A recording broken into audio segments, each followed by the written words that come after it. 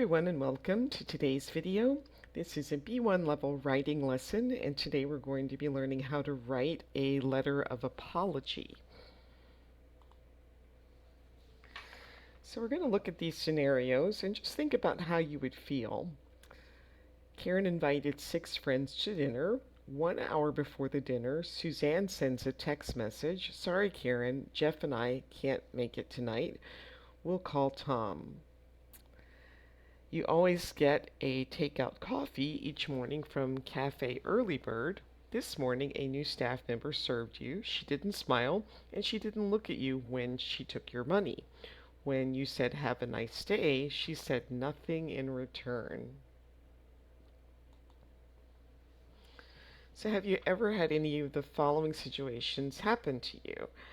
You received poor customer service at a store. A waiter was rude to you. You got bad customer service when you called your bank's customer service center. And a friend missed a meeting with you.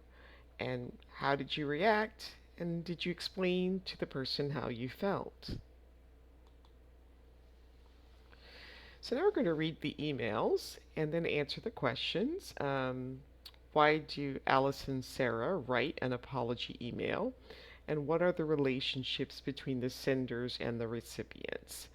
So the first one is from Sue, or from Alice. She says, "Hi, Sue. I just realized that I forgot to send you those photos last week. Sorry about that. It completely slipped my mind. Anyway, here they are. There are some great ones of you. See you soon, Alice." So Alice was apologizing because she forgot to send some photos. It seems like the relationship between Sue and Alice is fairly friendly. She uses somewhat informal language, so they're probably friends. The second email is from Sarah, who's writing to Jack, and the subject is reschedule meeting. So she says, "Good morning, Jack. I'm afraid I'm going to have to cancel our meeting this morning. I apologize for the late notice, but we have a family emergency. I'll give you a call later on today, and maybe we can reschedule. Apologies once again, Sarah." So here Sarah is apologizing for canceling a meeting at the last minute. This one is a little more formal, so probably Jack and Sarah are co-workers. So every culture is different. Read the opinions below and then think about these. So the first person says, "I never arrive on time. In my culture, if you agree to meet at 6 p.m., you can turn up 20 minutes late and it's not a problem. There's no need to apologizing for being a little late. My friends invite me to do a lot of activities. I always say yes to everything, but sometimes I don't go. They know I say yes all the time, so it doesn't surprise them when I don't turn up." And letter C, "I run a business and I like people to be reliable. If we organize a meeting for 2 p.m., I expect people to tell me beforehand if they can't come to the meeting. I don't like excuses after the event." So do you agree, disagree? What do you think about each of these opinions? All right, would you apologize in these situations? And if so, what would you say? You go to a friend's party. Your friend organized the party 2 months ago and he is very excited. You leave the party after an hour because you feel bored. On Friday, you agree to take a friend to dinner on Saturday evening. On Saturday morning, a neighbor offers you a free ticket to a basketball game, and you decide to go to the game. You forget to tell your friend that you won't come to dinner. And letter C, you're not a morning person and your friends and family know this. However, one morning a friend calls to complain about his girlfriend. After 5 minutes, you say, "I'm really not interested in talking about this with you. Talk to your girlfriend." Okay, so which apology email is formal and which is informal? And what are Delia and A1 Electricals apologizing for? So the first email is to Steve. The subject is happy belated. Hi, Steve. Happy belated birthday. I can't believe it's April 14th. I've just missed your birthday. I'm so sorry. I left you a message this morning, but I haven't heard back from you. Give me a call when you get the chance, and maybe I can make it up to you by taking you out for dinner on the weekend. Love, Delia. So this one is fairly informal. She's apologizing for forgetting his birthday or missing his birthday. The next one is to a valued customer. The subject is Frosty Refrigerator. Dear valued customer, we are writing to apologize for the 2-month delay in delivering your Frosty Refrigerator. Unfortunately, our supplies are currently out of stock in this particular model. We don't expect the situation to change in the near future. We regret any inconvenience this may have caused. Yours sincerely, A1 Electricals. This one is a little more formal, and they're apologizing. The company is apologizing because the refrigerator that the person ordered is out of stock. So, formal and informal language.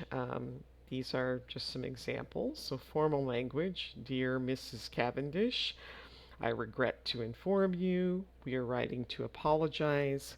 We regret any inconvenience this may have caused, and yours sincerely. Informal language would be things like, Hi, Steve.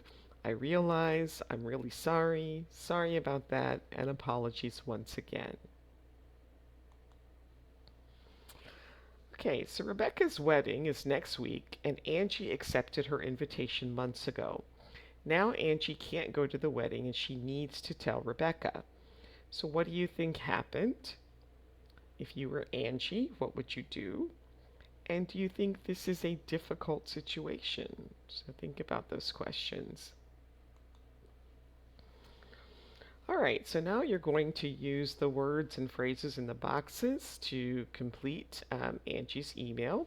So go ahead and try that on your own and then restart when you're ready to check your answers. So this is to Rebecca. The subject is congratulations. Hi, Rebecca. Hope all is well with you. I'm very sorry, but I'm afraid I won't be able to come to your wedding next Saturday. Let's see. I think I apologize. It's very late notice, and I hate to do this to you. Or no, sorry, this should be I realize, not apologize. I realize. And I hate to do this to you. I'm afraid my dad has had an accident and I'm flying home tomorrow morning. I'm not sure how serious it is at this stage. Mom sounded very upset on the phone, and I want to be there if I can help if I can. All the very best for your special day, and I'll try to make it up to you when I get back. Please apologize to Dan and your family for me. Love, Angie. Right, Angie has an interview scheduled in a week. So she's an interview with James William next week. She really wants to work for Mr. Williams' company, but she can't attend the interview. And so what should Angie write in her letter? So this one will use a little more formal language because it's a job interview, and she may want to make some suggestions about alternative times or maybe doing an interview online or over the phone. So it'll be a little bit different than the letter that she wrote to her friend about the wedding. All right, so you want to put the items in order for this apology email to Mr. Williams. So go ahead and try that on your own, and then restart when you're ready to check your answers. Okay, so we would start with letter F. Dear Mr. Williams. And then D, I am writing to let you know that I will not be able to attend the interview on Thursday, March 17th. And then Unfortunately, we have had a family emergency and I will be flying back to New Zealand to spend time with my parents. I would like to apologize for the inconvenience. I expect to be away for 2 weeks, and I would be very grateful if you would consider rescheduling the interview for the first week of April. I completely understand if that is not possible, and then I look forward to hearing from you. Yours sincerely, Angela Brownstone. All right. It's important to apologize and explain. So, which words does Angie use to apologize? So, unfortunately, I would like to apologize. And which part of the email explains the problem? So here she's had a family emergency and she's going to be flying back to New Zealand. And which part of email looks at fixing the issue? Um, Here I would be very grateful if you would consider rescheduling the interview for the first week of April. All right, so now you're going to choose one of these situations below, or you can make up one of your own. And then think about what useful language you'll use in your email. The first scenario, you agreed to visit London for a weekend with a good friend. You have paid for the flight and reserved a hotel room. Unfortunately, you have a family emergency and can't go for the weekend.